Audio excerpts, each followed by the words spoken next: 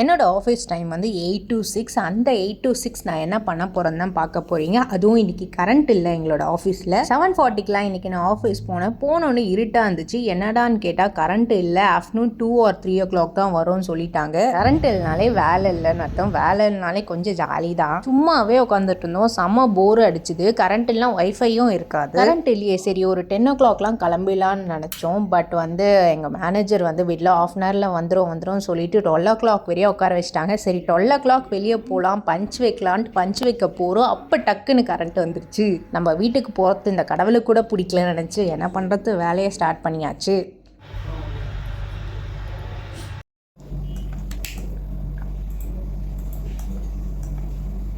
ஒரு 1 hour work பார்த்தேன். அதுக்கப்புறம் லன்ச் டைம் வந்துருச்சு. லன்ச் சாப்பிட்டுட்டே இருக்கும் போது ஆல்மோஸ்ட் கம்ப்ளீட் பண்ணியாச்சு. ஷவர்மா கொடுத்தாங்க. எவ்வளோ பெரிய ஷவர்மா பாருங்கள். கொடுத்த ஷவர்மாவை அப்படியே எடுத்து ஓரமாக வச்சுட்டு கொண்டு அந்த சோறை கம்ப்ளீட் பண்ணிவிட்டு ஒர்க் ஸ்டார்ட் பண்ணிட்டேன்.